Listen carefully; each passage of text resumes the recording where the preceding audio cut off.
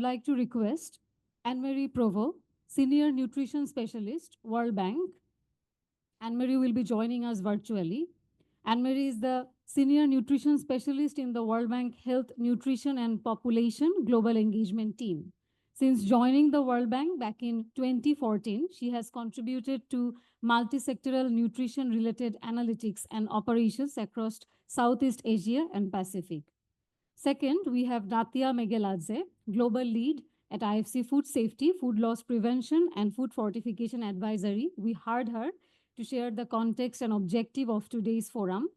Third, we have Kateriana Onul, Policy Lead at IFC Global Agribusiness Advisory. Katia will be presenting the results of the IFC assessment of Bangladesh food fortification system, focusing on the challenges and recommendations. And Katia has been with the World Bank since 2007, providing support on food system agenda to IFC and World Bank programs worldwide. Her main area of expertise is policy, regulatory, institutional, and capacity building dimensions of national food system. Anne-Marie, Natia, and Katia, over to you.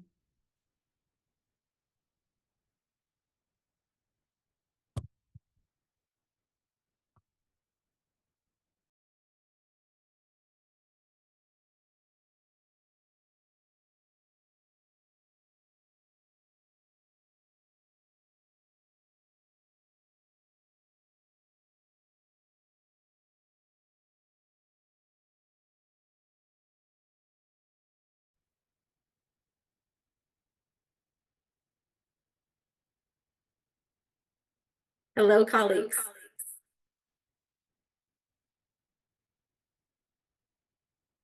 Can you hear me all right?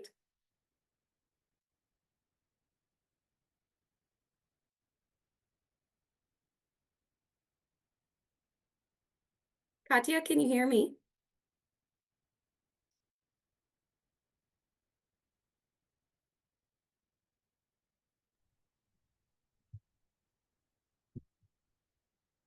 Katya? Hello, Anne-Marie. We hear you very well. So the audience Wonderful. well as well. Can you see the slides as well? Not yet. I think that we need help from our technical assistance team.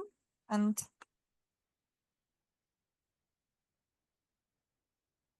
no, this is not. No.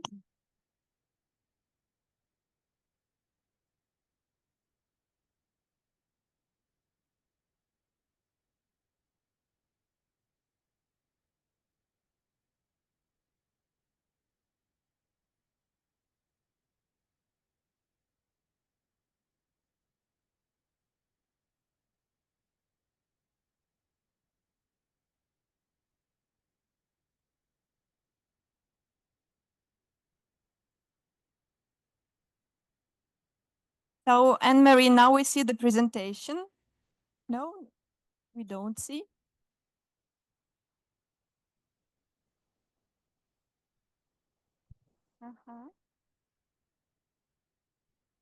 Yes, next slide, please. So, okay, but see, yes. Yes, Anne-Marie, now we see your slides on a big screen. So please start your part of the presentation. Wonderful. Thank you. And a very good morning to everyone. It's really an honor and privilege to be with you all today. So I'm going to speak about the World Bank engagement in nutrition and in large-scale food fortification specifically. And I'll start by highlighting really why we're working in this area. So the Bank Group aims to end poverty and boost prosperity on a livable planet and really building human capital. That is the skills, the health, the knowledge, and the resilience of people. That's going to be essential for countries to achieve these aims. You've heard the terminology, the first 1,000 days, and that refers to the period between pregnancy and a child's second birthday, which sets the lifelong foundation for human capital. Malnutrition and micronutrient deficiency during this time, it impairs children's health and development. And we need optimum nutrition in this period to maximize children's ability to learn and innovate and compete. So you'll see on this slide at the top the brain of a malnourished child. This is the brain connections, the neural connections that are being formed. And on the right is an image of a child who is healthy and well nourished. And you can see that those brain networks are so much further developed when a child has good nutrition. And this has impacts on all sorts of children's functions. So the graph on the bottom is really looking at how your language, your hearing, your vision, and higher cognitive function skills are forming. And that gray box in the first year of life is where that trajectory really is highest. So if children don't have access to good nutrition at this time, damage to human capital formation can be largely irreversible. And we need to do this because you'll see on the right that if we invest in the scale up of high impact nutrition interventions, we can see increases in adult learning and earning, in poverty, decreases in poverty, and benefits to the overall economy and economic growth. And so it's really not just a moral imperative to invest in food, access to food and nutrition, but really it's an economic imperative as well. And that's how we're approaching this dialogue with governments. Next. So as a part of our global analytical work, you'll see on the next slide that the World Bank reviewed the evidence around how we are doing in meeting the SDGs. And importantly, we are off track in meeting almost all of the targets for SDG 2.2 to end all forms of malnutrition. And importantly, anemia is on the rise, and many countries are seeing little to no progress in this area. Gain highlighted earlier that this situation is similar in Bangladesh, where you're experiencing a high prevalence of deficiencies of iron, folate, and vitamin D, among others. So to further our engagement with governments, my colleagues worked to review and compile the evidence for government and other key stakeholders, including cost-effective, evidence-based intervention to move towards SDG 2.2. They estimated the financing needs to scale up evidence-based interventions. They highlighted the cost of inaction versus benefits. And they developed tools and recommendations that could help to narrow financing gaps, increase efficiency, and strengthen country capacities in financing and accountability in these areas. Next slide. So on to the main findings of this pivotal investment framework is first on the costs. Globally, we're going to need about 128 billion over the next 10 years for the scale up of these high impact nutrition interventions. And that includes large scale food fortification. This amounts to about $13 per pregnant woman and about $17 per under 5 child. There are very significant regional variations, and most of the financing is required for low and lower middle income countries. You'll see in the graph on the right, the dark blue is the South Asia region, and actually over a third of the global financing needs are going to be in the South Asia region. This is an amount of 43 billion over the next 10 years. But when you think about the GDP of the region, it's really quite small, only fractions of a percent. And so together, there can be, it is possible to mobilize the financing from government, private sector, and households. And these investments really are estimated to have enormous impacts on nutrition and in human capital. And so by 2034, they could contribute to averting 6.2 million child deaths, nearly 77 million cases of child anemia, and nearly 144 cases of maternal anemia, amongst others. This will also generate approximately $2.4 trillion in economic benefits. And as has been highlighted previously, there's an economic benefit cost ratio of about 23-to-1, far outweighing the cost of inaction. And so again, there's a very high return on investment, both for countries, but also for businesses to engage in this area. Next slide. And so complemented with our review of the evidence for scaling up specific interventions, we've also looked into the policies and institutions that are going to be needed to promote healthier diets and generate the fiscal space for this action.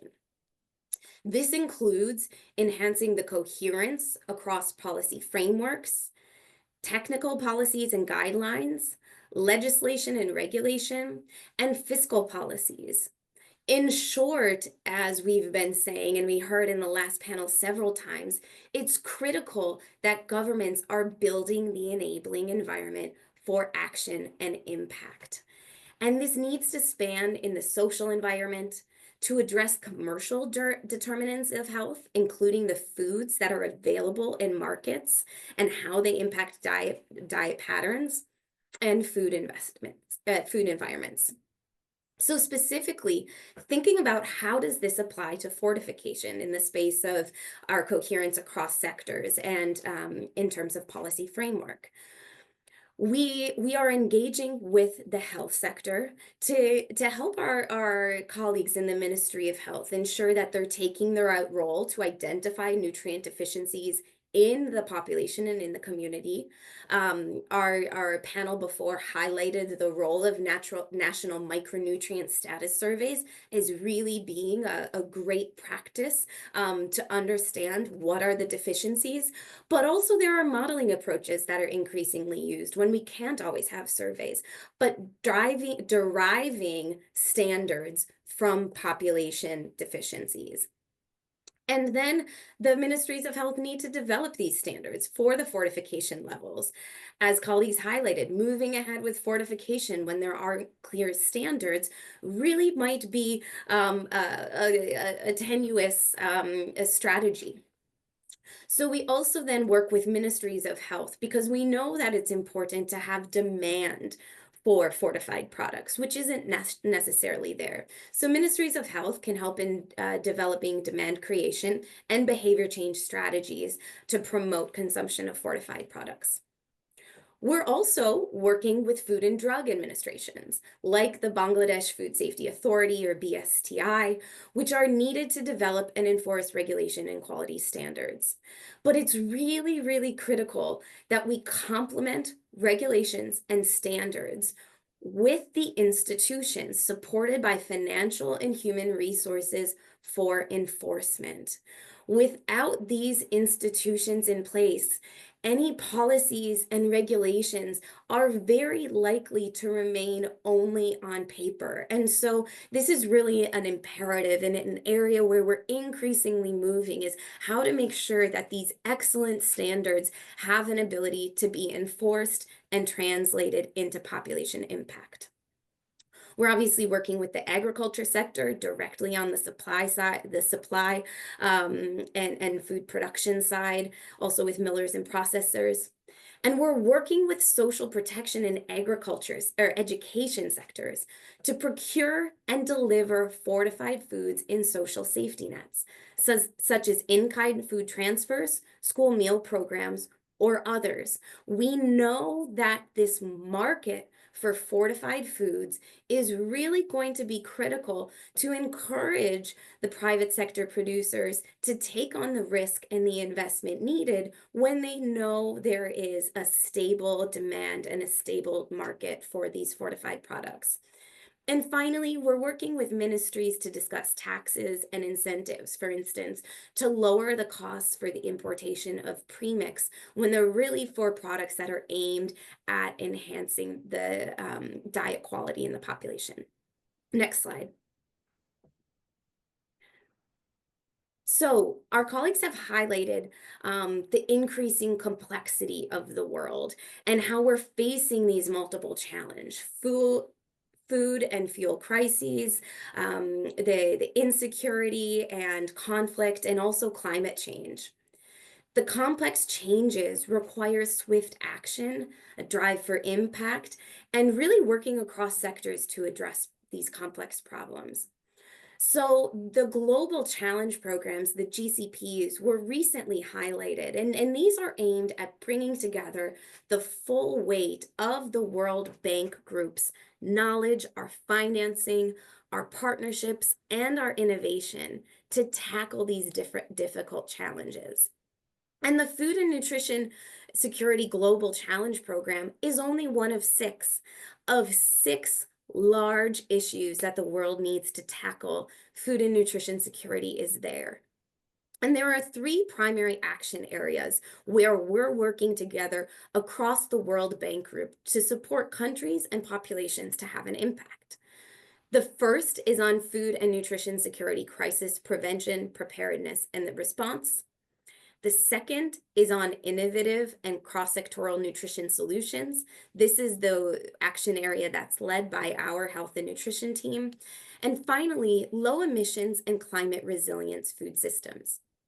Next slide, please.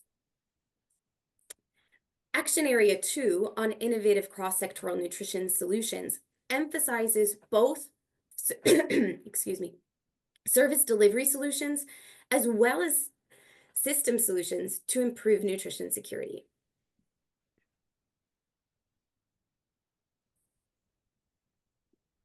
Food fortification will play an important role in each of these dimensions. First, on service delivery, as I've mentioned, we're really trying to work with ministries of health and social protection and education to ensure that they are using fortified food products in any public procurement, be that specifically for safety nets, hospitals, schools, etc., as they are delivering packages of interventions. And second, on service delivery, we really need private sector investment aligned with the policy development and a review of trade and finance policies that I highlighted before in order to support countries to deliver on this objective. We're working, as I mentioned, on global challenge programs at a variety of levels. First, at the global level, we're strengthening the collaboration between health and nutrition, agriculture, social protection, and IFC to coordinate our strategies and support for countries. Second, at the regional level, fortification is playing a key role in a new strategy that our South Asia Regional Vice Presidency Unit is deploying to reduce stunting in the South Asia region. This is called Multi-Sectoral Action for Nutrition and Growth Outcomes, or MANGO. And we are going to be launching this initiative very soon. And so we hope to have many further discussions with you all in Bangladesh about this initiative. What we're aiming to do is increasing the scale and the impact of our support to governments and the private sector to accelerate progress and improve nutrition in the first 1,000 days. And so as Katya will be mentioned and Nadia will mention, we're working together on this support to how to link the public sector work on standards and on regulation with the performance-based grants that IFC are offering, as well as their advisory services. And finally, the World Bank is working at country levels in Nigeria and Indonesia and Mozambique, for instance, on targeted fortification efforts. Bangladesh is not yet there, but we hope that maybe we will have some opportunities to do this in the future. So what we can work on, for instance, it might be something like in Indonesia. The World Bank is a part of the National Food Fortification Working Group, which is a critical space bringing together public and private sectors, development partners, and civil society to coordinate food fortification efforts. On the bank side, we're working with the Ministry of Health, and we've sent incentives through the Nutrition Investment Program for the Ministry of Health to finalize their food fortification standards. We're also, from the health and nutrition side, engaging with local governments, and we're having a dialogue with them on the importance of introducing fortified foods in the school meals program, where it's anticipated that the local governments themselves are going to be responsible for procurement. So by setting local regulations, we can also work better in this decentralized context. The agriculture team is bringing in rice producer organizations in the targeted ecological zones to help build their understanding of what fortification is and why to engage in it. And we've partnered with TechnoServe and the World Food Program to help bring in technical assistance to millers to advise on the business case for fortified foods.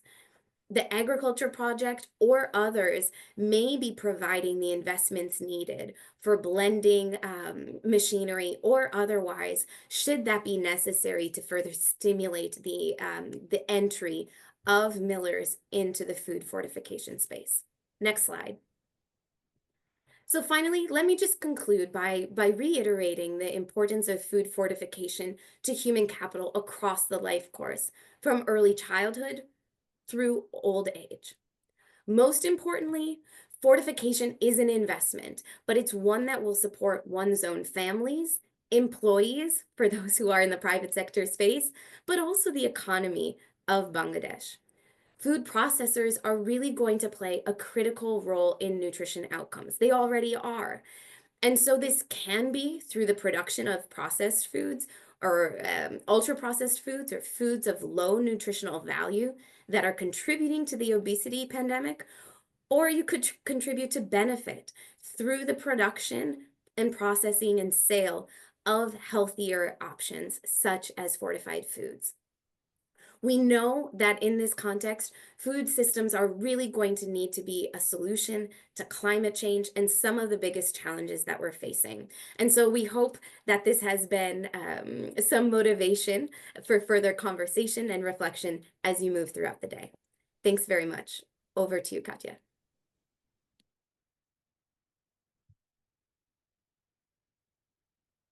Yeah, Nadia, now.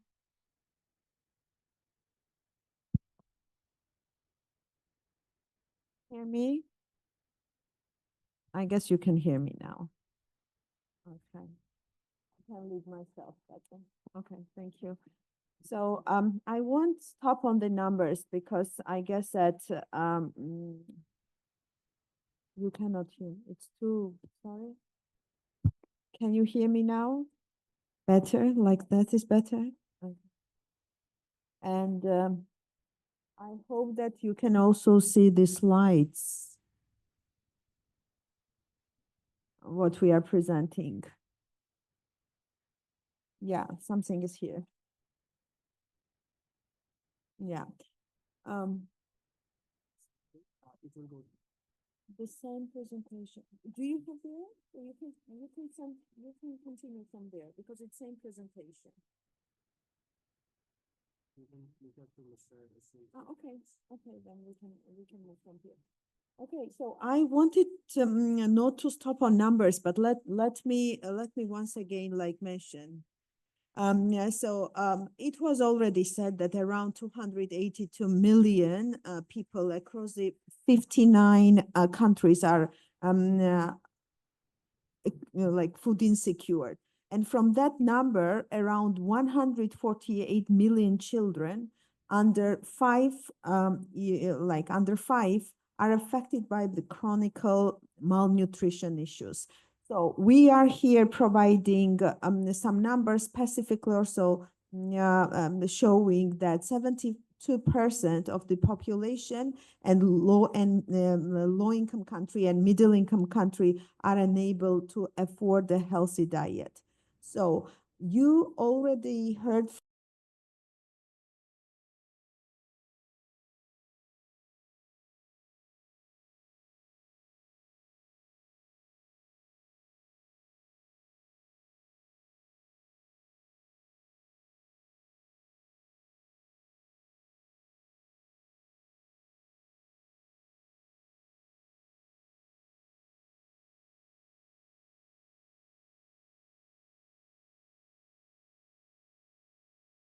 upstream advisory services. Next year, we have, as you know, a Nutrition for Growth Summit in Paris, where World Bank Group also jointly will commit about the nutrition. So we are increasing investments in nutritious foods, and that will be also mentioned in the new strategy on nutrition, which hopefully will come soon, which is a 2.0 nutrition strategy for IFC, where we are highlighting that increased investments in nutrition, as well as providing the advisory and upstream advisory on this direction. So we talked about the IFC in the beginning, but I just want to not stop on this slide, but mention that as you all mostly all or private sector representatives know, that IFC is like mostly 80% of the business, it's investment. While we also have this like left side, which you see the advisory services upstream, but in investment and also resource mobilization, that is a big part what IFC is doing. So even for investment, we have different directions. So we have here our colleagues, including Anup, like global manager for agribusiness and forestry. We have Harsh Vivek from the local office leading the upstream advisory in Bangladesh. We have Ernest Bess here. You will meet with him, I guess, at in the end of this discussions, who is leading the agribusiness in South Asia. And we have our investment, senior investment officers. They are like walking around, I guess, but they were here. Javi Ajmera and Tamana Rosham, who will join us soon. So in case there is any interest, discussion related to the investment or upstream advisory services related to the topics what we are discussing, or not only, so you could for sure reach these people and talk. So I want here to cover and mention that at the global team, we have 4 global agribusiness platforms. One is the food safety, food loss and food loss prevention and food fortification advisory. And this event is part of like this platform. Now we're hosting as this team like this event today. But we have also another 3 global platforms. The global platforms means that this all other teams also, which is sustainable crop production team. We have Representative Ludmila Peston here with us. She will be covering in the panel sessions 3, the biofortification discussion. But this team is also working on regenerative agriculture or different type of things, which is like related to agronomy, crops, irrigation. So you might have also reached Mila in case you are interested to talk on that. We have 2 another global platforms related to sustainable protein, and our team mostly now very actively working on decarbonization advisory, specifically in livestock, and of course some other products which you see here in the list, and smallholder supply chain platform. You might have heard, some of you, about the IFC Agribusiness Leadership Program, which is one of the very active program at IFC, conducted in different countries, supporting like different organizations. And so it's one of our like flagship product at IFC. Mostly all for this all for platform, what is the cross cutting topic, that is nutrition and gender, because for us as IFC, as I mentioned, it's priority. So all these platforms are working on that direction as well. You several times already heard about the performance-based grant food fortification advisory, which is like the advisory tool or program under which we can and we will support our investment existing portfolio clients or IFC upstream advisory clients.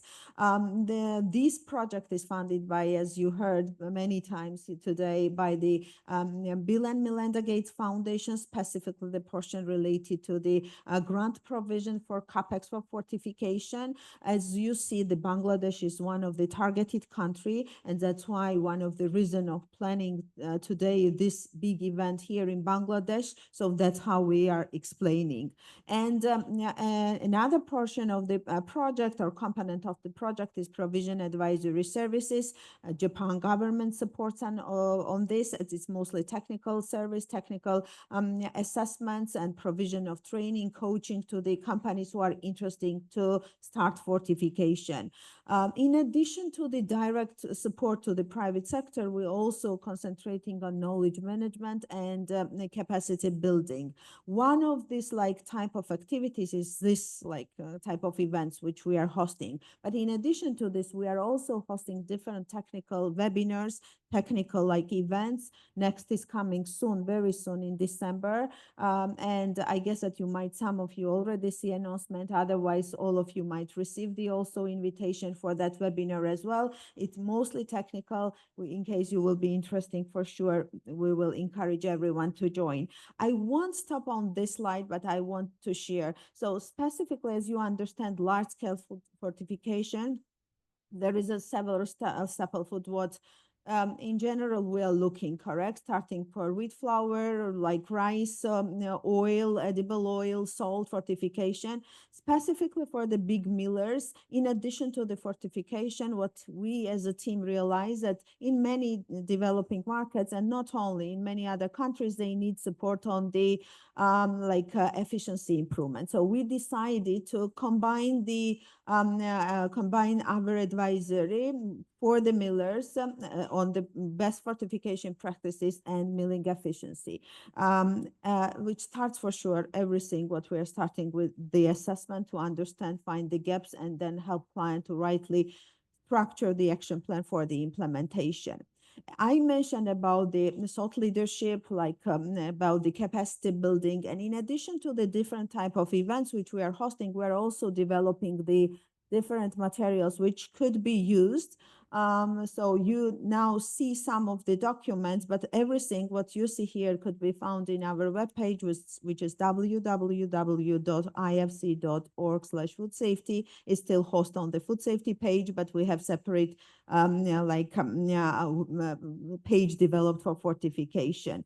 I know that I need to present a long report related to Bangladesh food fortification assessment, but I also wanted you to show one case. It's not related to South Asian client, that is Africa and Rwanda, but that is one of the big projects which Anup, many years ago, was also involved and led, but also we had some of interesting results with this program. That is Super Cereal Plus producer company in Rwanda. AIF is the name of the company. Africa Improved Foods is the name of the company. And through our investment plus advisory support, you see the achievements what this client achieved. It's around 1.6 billion beneficiaries through this World Food Program, and they reached more than 90,000 Rwandan pregnant and lactated women and children through this project and through our also support and advisory.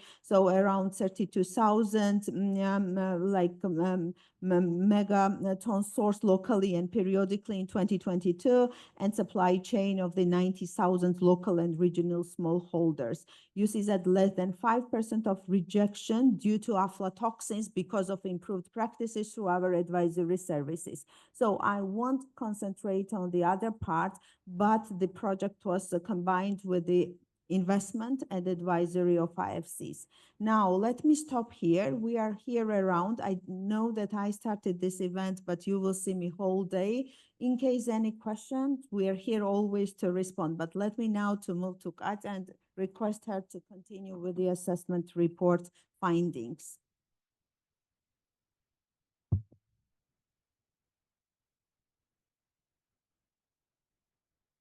So, dear ladies and gentlemen, let me greet you again.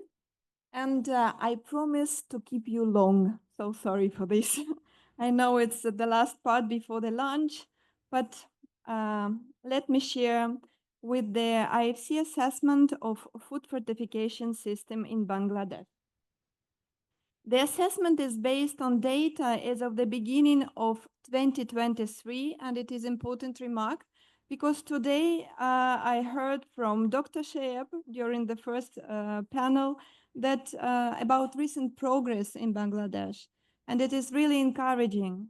And since the assessment was shared a year ago with the government of Bangladesh, I hope that this assessment could be well complemented to the achievement that was recently achieved by the country in relation to food fortification. So IFC, first of all, works with the private sector, and it is private sector that produce fortified food. Therefore, IFC strategy to combat malnutrition focuses on implementing food fortification approaches and techniques at the company level, first of all, at the company level. And at the same time, food fortification is a multi-sectoral intervention that requires close collaboration of all stakeholders that are involved in food fortification process. Otherwise, it's impossible to materialize food fortification. For instance, I think that you all agree that food company can't ensure or materialize food fortification system in the country by its own will, mentioned as possible only in Hogwarts where Harry Potter, Dumbledore, and other wizards live. But in reality, it is not possible. To promote large-scale food fortification on national level, public sector support is vital. And as well as an interactive collaboration and involvement of developing partners. And it is really great that in this room today, we have a lot of developing partners that support Bangladesh on its way on strengthening national food fortification system. So in order to ensure that the national food fortification system is efficient, it is necessary to understand how the system operates now. What are incentives in the country for business to implement food fortification? What is the level of consumers' awareness on food fortification in the country? Does the country have capacity to establish and maintain national food fortification program? And is there public sector interest and in this initiative, and if the public sector support is consistent? So to collect this information, we used the tool that was developed by IFC expert, the IFC Scan Guide, where section 3 is focused on the assessment of different aspects, mostly public sector aspects of national food fortification system. So Bangladesh was the first country where we piloted this tool, and now we are working in Cambodia and in India, and I hope that soon we will also present the results from this country. So about the assessment, on the slide you see the elements of the assessment and the information that we collected. This helped us to understand how the system operates, what are challenges, and based on this, we not only identified challenges, but shared solutions for the consideration by all stakeholders that are involved in the country in food fortification system. But to ensure the efficient and successful implementation of food fortification, a strategy and an action plan that was announced today, that there is such documents in the country, they, as I want to emphasize, they should be mentioned, they should be based on clear and thorough understanding of how the current system is operating. To develop this strategy, it is necessary to conduct different kind of researches.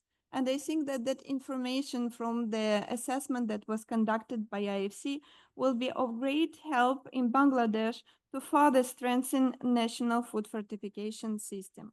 So let me move to the general background.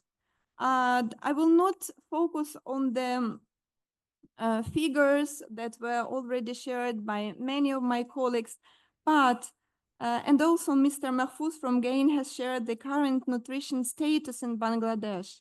It is aligns with our findings. But here I would like to add that the country has made significant progress in reducing undernourishment by more than half over the 2 decades. However, this progress does not fully address the problem of micronutrient deficiency in Bangladesh, where the population still remains deficient in vitamin A, calcium, zinc, and iron. By including food fortification in national strategy for the prevention and control of micronutrient deficiency, the government has demonstrated its recognition of the importance of food fortification combating micronutrient deficiency.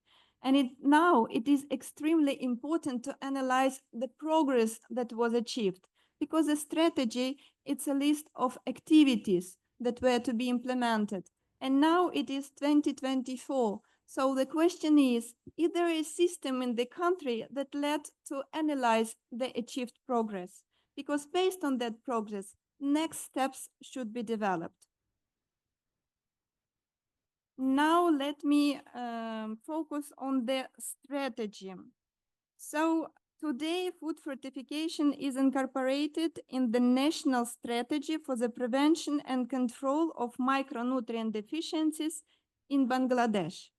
In regards to food fortification, 4 elements are mentioned in this strategy, 4 priorities, and these priority areas are focusing on deficiencies of vitamin A, iodine, zinc, and vitamin D. And as I said, now the question whether the plan was achieved, and this is the question to the audience now. So we have here representative from VFSA, we have people from business, from association, from developing partners. I would appreciate if you could share this information. If there is a sustainable approach of analyzing the progress in food fortification activities. So the answer is yes and no. The answer is that it should be. And of course, the country needs to work on this. And of course, for us, it was encouraging to see the understanding of the importance of having updated, well-written rules that guide food fortification in the country. For me, the strategy could be compared with GPS navigator. Well, I'm an active and experienced driver, and I can tell you that using GPS navigator is my life, really. It saves my nervous cells and nervous cells of my family, and it saves money, time. So it's really great instrument. And the strategy is also this kind of GPS. However, having strategy shows where to go. And also it gives you an understanding about obstacles that might be faced during the way. But it's only a halfway to the successful implementation of food fortification, because it is critical to ensure that these actions are carried out. Otherwise, the strategy will remain a declarative document or a map that nobody uses. So also, when having legislation, when having policies, strategies, it is crucial to have implementers, because without having an understanding who are these actors who will implement all the steps that are planned on national level, it's hardly possible to achieve success in implementation of food fortification. So the next area of the assessment in our report was stakeholders. By implementers, when I've just said that it is important to know implementers, I mean not only strategic agencies that are authorized to implement a certain legal act, but also stakeholders involved in the operational aspects of food fortification system. And I'm referring to food companies that fortify food, industry associations that support operators in practical application of food fortification techniques and represent their interest in a working group. And additionally, of course, the right development partners, consumers, and academia. Each of these stakeholders play an important role in implementation of different elements of food fortification system. I know that you see the slide, and here we identified the main stakeholders in food fortification area, and we see that there are a lot of governmental agencies. So from one side, it is good when a number of public authorities are involved in management of food fortification. It means that there is a low probability that some issues will be out of the attention.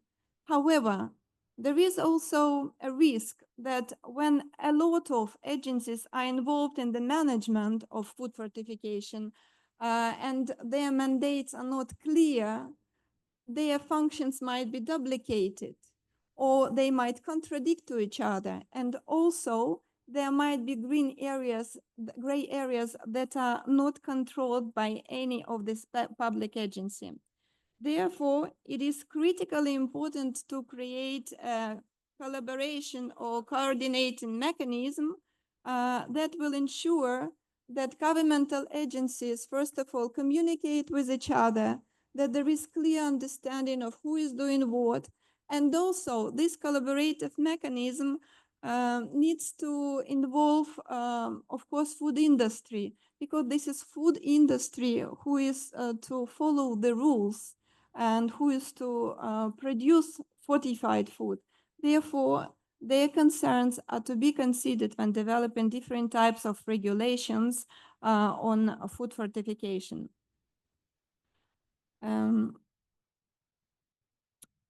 Also, an important thing that I would like to emphasize today is the role of developing partners. Today, during the first session and during opening remarks, it was mentioned several times about huge support of developing agencies, and it is great. However, the system, the food fortification system, should be based in a sustainable way, that it could be built with the help of developing partners, but at the same time, it should be built in a way of being fully operational when developing partners are stepping out.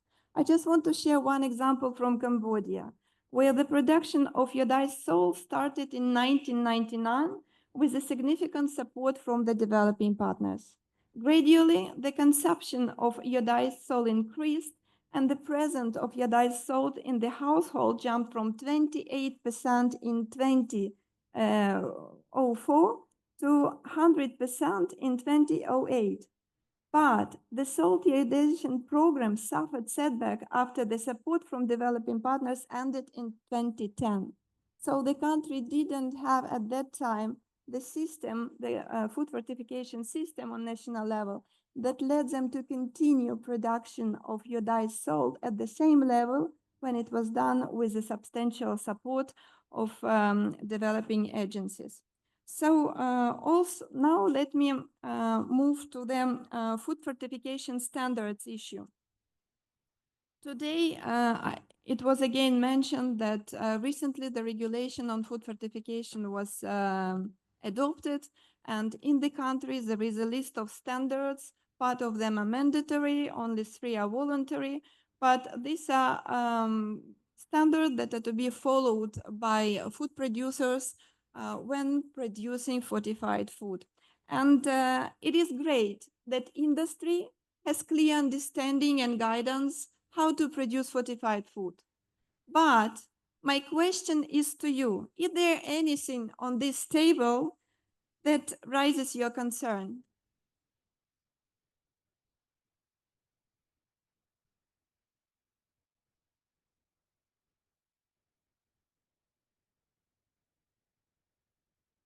Sorry? Mandatory, not mandatory? List of fortified mustard oil, which is very usually used in our country. This is not included in this list. So you see, this is the second concern that came to my mind. Right. But the first one was about the years. Look at the years when the standards were adopted.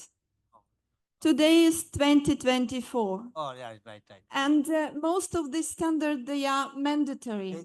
So if you want industry to be able to implement newest technologies and approaches when fortifying food, then there should be a mechanism in the country that led to review the standards and update them timely, providing the industry possibility to implement new technologies. And today we have in this room our food fortification expert, Tiago Van Zeller. Tiago, please stand up or raise your hand, who helps companies to implement food fortification. And he can share how important it is to follow new trends and implement new approaches to make food fortification, production of fortified food efficient on company level. So now you know whom to grab during the lunch or the coffee breaks, and he will provide you more details on these challenges. The next challenge that we identified, well, this is a list of challenges, but I will not name them all. We'll go one by one, focusing on the most important.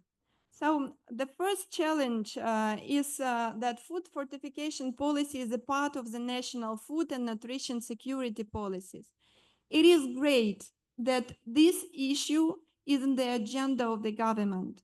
However, the concern is that when including food fortification as a part of another policy or strategy, there is a risk not to cover all elements of the food fortification system that should be analyzed and governed in the country.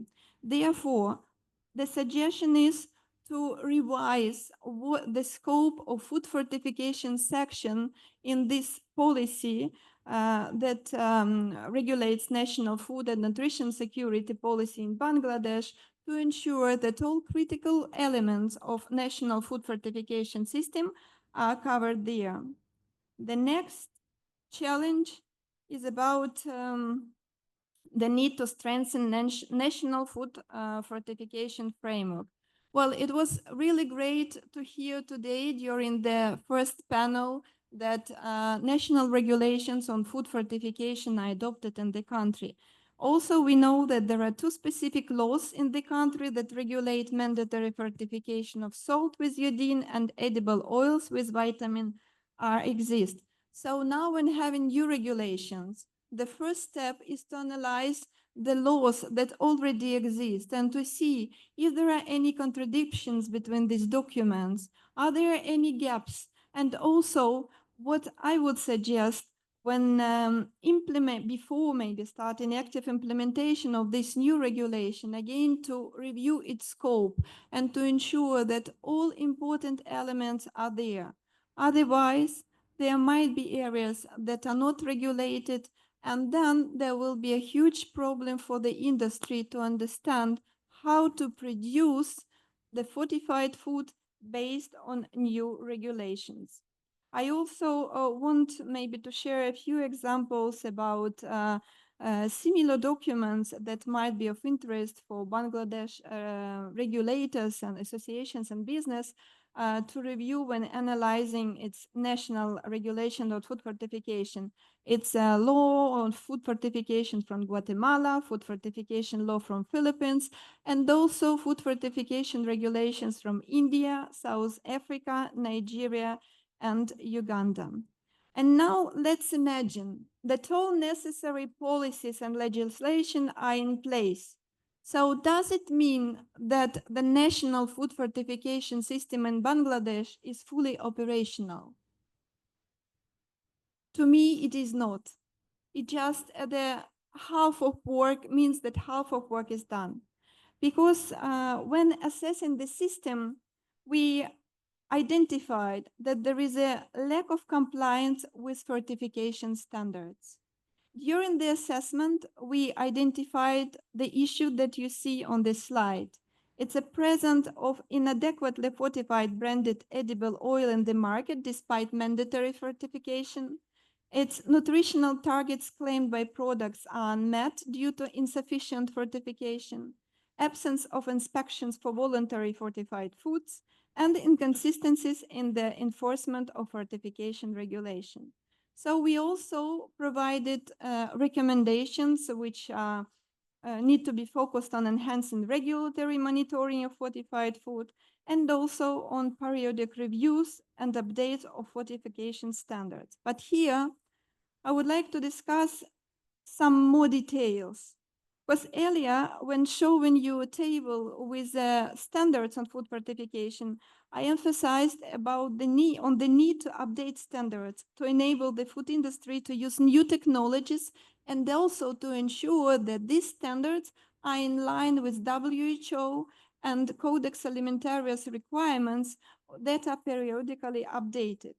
So again, there is a high need in the Bangladesh to create a system that will be focused on analyzing current standards and providing the necessary updates for these standards. Another aspect of the problem related to standards application is a low compliance by food producers.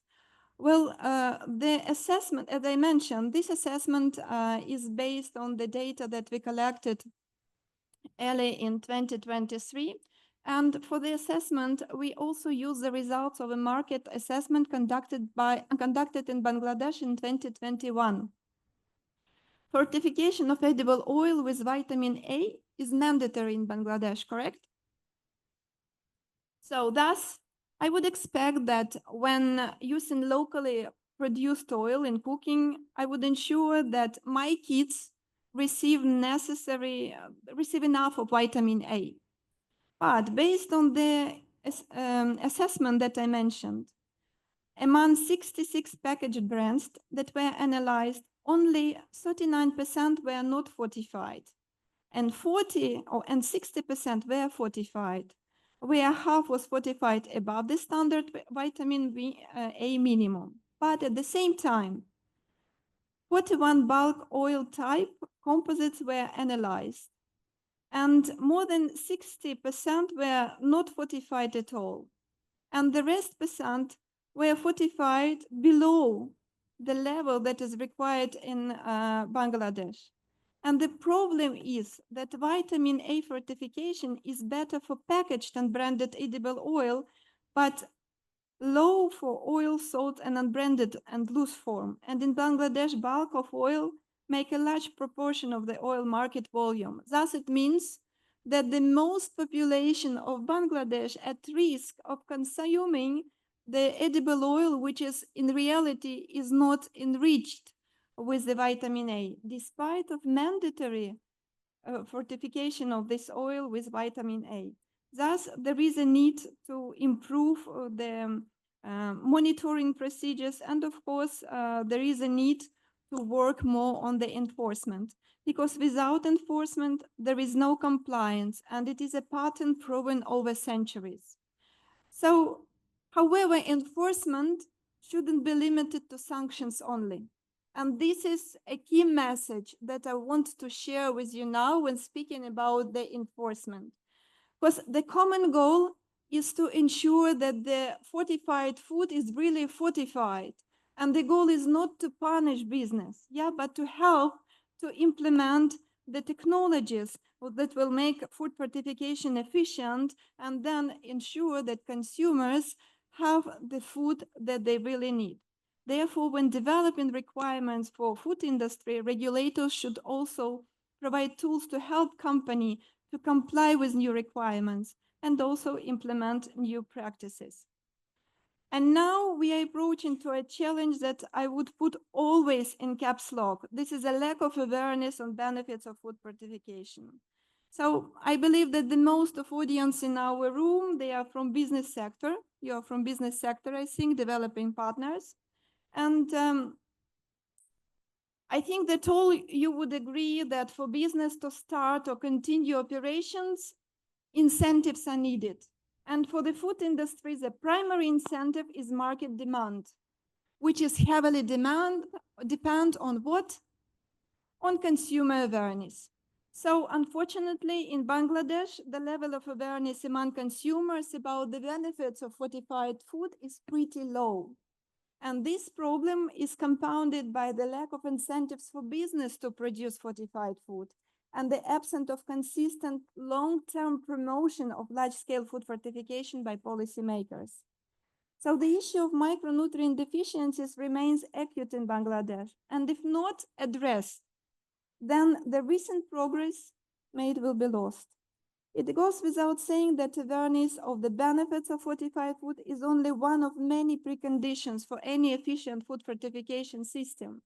However, a well-developed awareness approach could catalyze the other necessary processes. Just some examples. In India, the government launched the Eat Right India campaign aimed at promoting healthy eating habits, including the consumption of fortified food. And this led to increase the demand among consumers, students, their parents, among teachers in school in this fortified food. Also, this result specifically in a demand of fortified rice among all consumers. And when the results were compared, that in India before the campaign, where the awareness is a huge part, the production of fortified rice was negligible, and it was approximately 100,000 metric tons annually. It was before 2019. And with the campaign that included strong awareness component, production increased to about 2.5 million metric tons by 2021. I think that it is an impressive result. So another example is from Kenya, where an awareness campaign focused on the benefits of fortified maize flour and wheat flour. There, by 2020, it was reported that over 90% of industrially milled maize flour and 95% of industrially milled wheat flour were fortified. And before the awareness campaign, less than 50% of industrially milled products were fortified. So why not to consider all this experience and not to implement in Bangladesh? But awareness campaign need to cover not only on benefits of food fortification for consumers, but it also should address other aspects that might cause resistance to purchasing fortified products. And again, a case in Cambodia where common beliefs suggest that iodized salt affect the quality of food products, for instance, dried fish. Additionally, iron-fortified fish sauce and soy sauce can darken the color of prepared foods.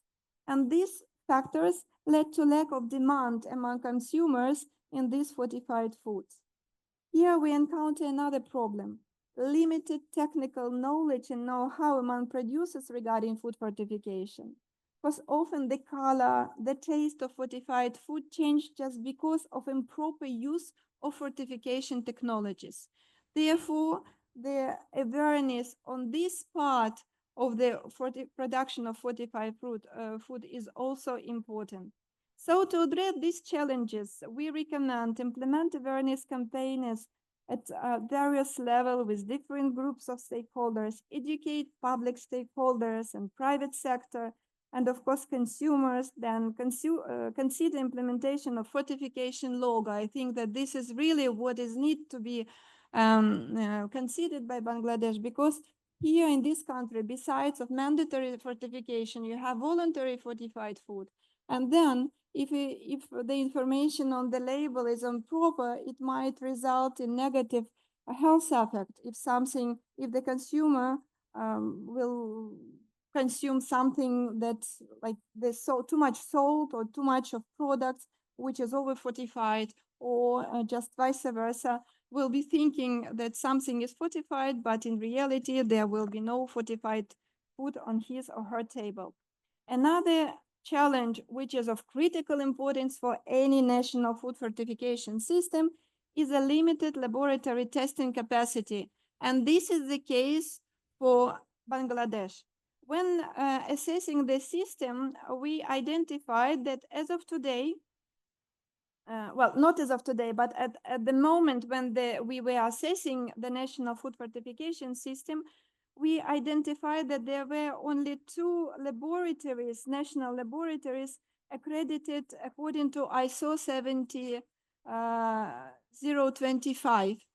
And also we were told that there are 2 more private labs that has capacity to test fortified food. However, it's not clear whether the testing methods in these laboratories are accredited according to ISO 17025. And this is important because accreditation to ISO 17025 can significantly help in achieving harmonization of measurement results across different laboratories. And we had a discussion with Nandini when I was preparing this presentation, and she confirmed that there is really a problem in Bangladesh because often the results of one labs might not be the same as a result that the company got from another lab. And of course, it means that there is a lack of trust. This results in a lack of trust in the testing system in the country. And how you can speak about the implementation of fortification in order to combat malnutrition or nutrition deficiency if there is no monitor or checking mechanism in the country. So lab capacity is an area where of crucial attention for the country. Then we identified also lack of government incentives for voluntary food fortification players, but I will not stop on that in details because do not have enough time. But I want also what we identified. No, but at the same time, the implementation of voluntary fortification could be at the beginning, the first step that in the future could lead to the mandatory fortification of certain food. This was the case in South Africa, for instance, when they started the fortification of maize meal and wheat flour in 1990s as a voluntary initiative. But then by 2003, it has become mandatory, and it showed that significant improvements in combating micronutrient deficiency among a population of South Africa. So also there are examples from the United States, for instance, when many breakfast cereals are voluntarily fortified with essential vitamins and minerals like iron, folic acid, vitamin D. And it was analyzed that the voluntary fortification of breakfast cereals has contributed to 50% reduction in the prevalence of iron deficiency anemia among children and women of childbearing age since 1970. So voluntary food fortification might be a really good start in the country and to add to the mandatory certification. Another, and this will be the last challenge that I would like to focus on, is the lack of specific budget allocated to food fortification. This is the last challenge to share, and it is very important, and I listed it at the end with the purpose, because by doing so, I want to conclude my presentation by emphasizing that the proper budget for food fortification is extremely important for the success of the national program.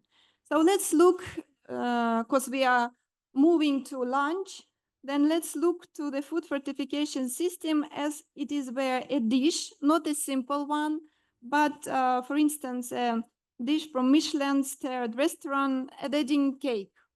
To create this masterpiece, you need a skilled chef, you need best ingredients, you need water, kitchen utensils, and proper place to cook. And of course, this costs a lot. And to achieve the expected result, you need to invest.